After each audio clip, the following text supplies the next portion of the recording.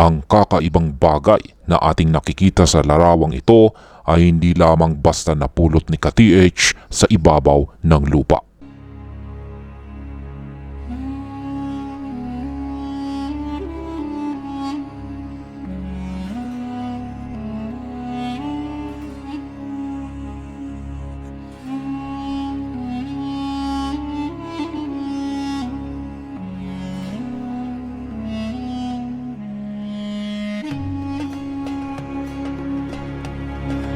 Nahukay niya ito sa lalim na 16 feet at kasama nito ang mga elementong tulad ng black sand at saka aspalto. At ito ang siyang nagpapahiwatig na sadyang inilagay ito o man-made.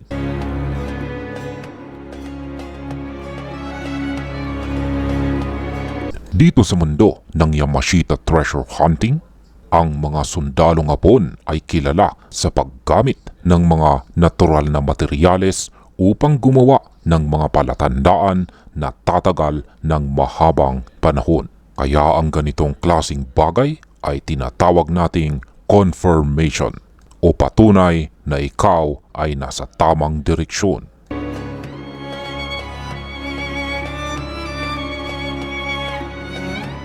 Ngayon ay simulan natin sa kung ano ang kahulugan ng parisukat sa bagay na ito. Pagdating sa mga parisukat o square na marka, ito ay karaniwang sumisimbolo sa isang lalagyan o container. Maaari na rin itong nagpapahiwatig ng isang tagong kwarto o chamber. Kapag ang parisukat ay nakaukit ng malalim tulad ng nasa larawang ito, madalas itong binabasa bilang una, object inside. Ibig sabihin, mayroong bagay na nakatago sa loob ng isang kahon o vault. Pangalawa ay representation of the target. Ang bagay na ito mismo ay representasyon ng treasure deposit.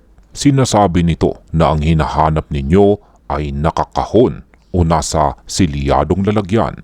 At ang pangatlo ay distance indicator. Ang bawat kanto ng square ay maaring tumutukoy sa distansya o lawak ng hukay na kailangan pa.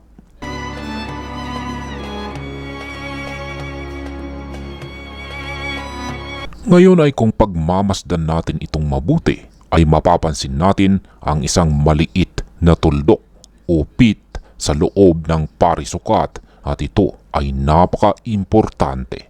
Sa Yamashita Treasure Science, ang tuldok ay laging may specific na gamit. Una, maaaring nagsasabi ito na you are here. Kung ang tuldok ay nasa gitna, pwede itong mangahulugan na ang bato mismo ang sentro ng target area. Nasa ibabaw ka na mismo ng deposito. Pangalawa, maaari itong isang measurement unit. Minsan, ang laki ng tuldok ay tumutukoy sa unit ng sukat. Kung ito ay maliit, pwedeng meters o feet. At ang pangatlo ay maaaring ito ay isang specific content. Kung pagsasamahin ang square at saka dot, ito ay simbolo ng gold bullion. Ang square ay ang bar at ang dot ay ang purity o ang marka. Ito ay isang napaka-positibong sign na nagsasabing ang laman ng kahon ay ginto.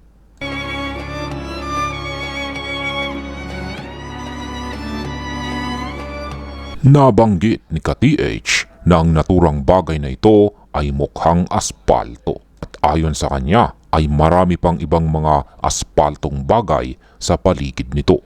Masasabi kong ito ay isang napakalaking indikasyon na may kaugnayan sa isang tagong Yamashita treasure.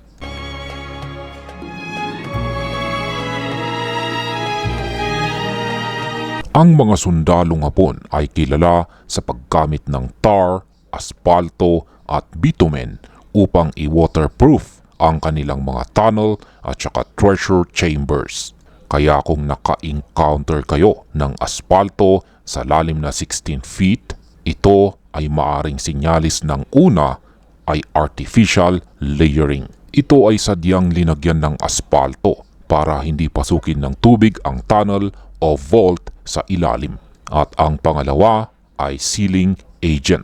Ginagamit ito para selyuhan ang mga joints ng konkreto o capsule ng kayamanan.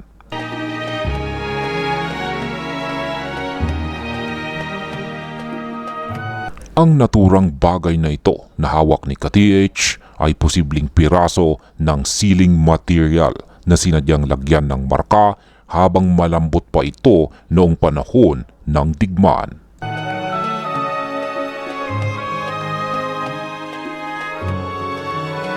Ngayon ay pag-usapan naman natin ang na-encounter ni ka-TH na black sand.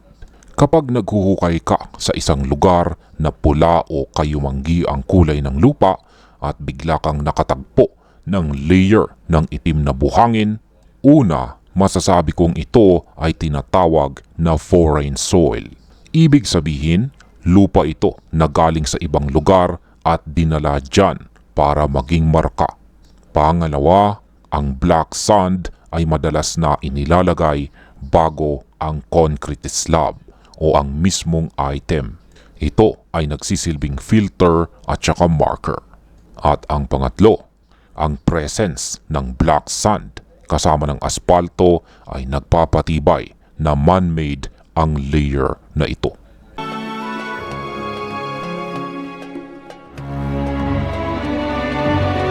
Pag-usapan naman natin ang lalim na 16 feet.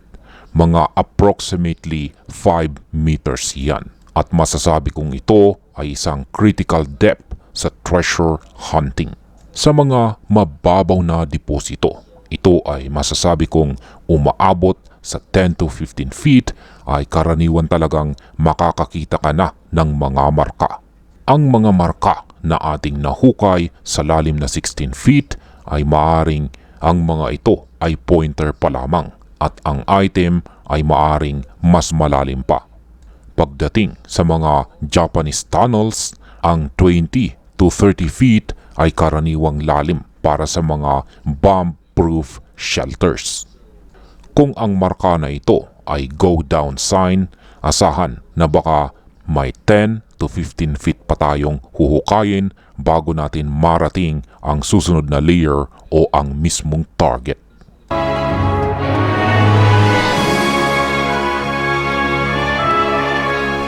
Ngayon ay balikan naman natin ang tuldok o dot.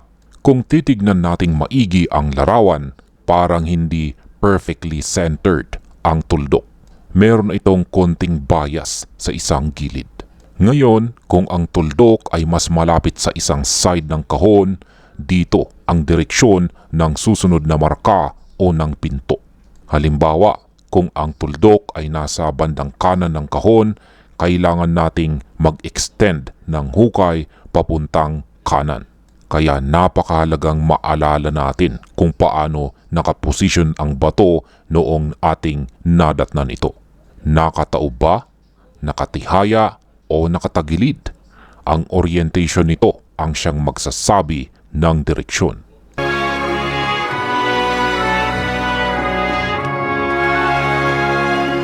Ngayon ay maraming treasure hunters ang nagkakamali sa pag-akala na ang mga marka ay natural na bato lamang. Pero ang mga sundalong Hapon ay madalas silang gumamit ng semento na hinaluan ng uling, aspalto o putik para magmukhang bato. Ang bagay na ito na hawak ni ka-TH ay mukhang synthetic. Ang kanto ng square ay masyadong matalas para maging natural na formation. Ang texture naman nito ay bubbly o parang natutunaw na tipikal sa aspalto o concrete na hinaluan ng chemicals. Ito ay tinatawag na mold marker. Ang mga sundalong Hapon ay gumagawa ng molder sa lupa, binubuhusan ng mixture at tinatakpan. Ito ay patunay na tao ang gumawa niyan at hindi kalikasan.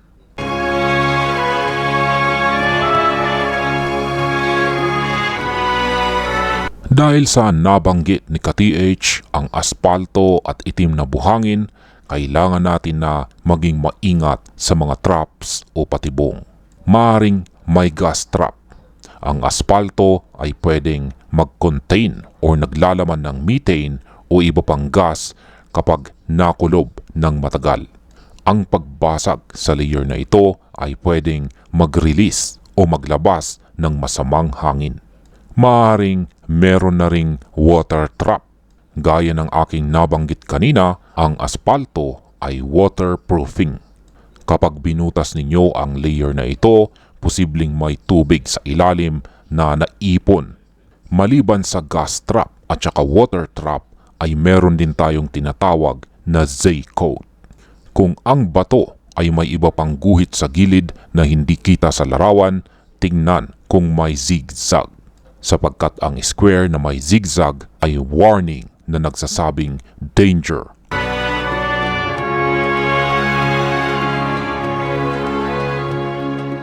Ngayon, ang aking kabuuang interpretasyon o pagbasa dito ay malakas na may kaugnayan sa isang sealed storage. Hindi ito decoy o panlito lamang.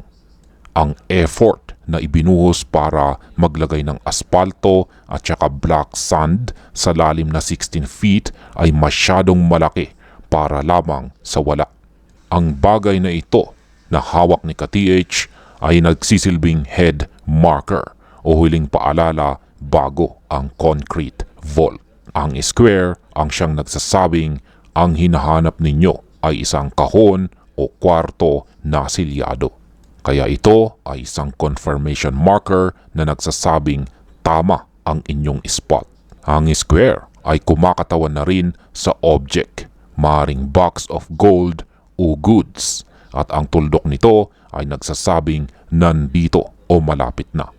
Ang aspalto at saka black sand ay ang protective layer ng deposito.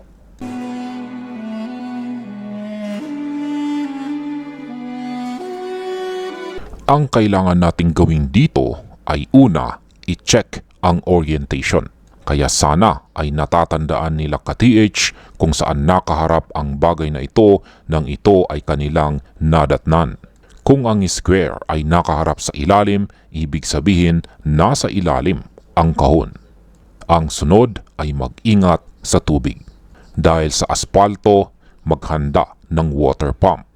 Posibleng pasukin tayo dito ng tubig pagkalampas sa layer na ito.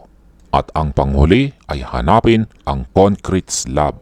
Karaniwan, pagkatapos ng aspalto at saka black sand, ang susunod ay matigas na simento o concrete slab.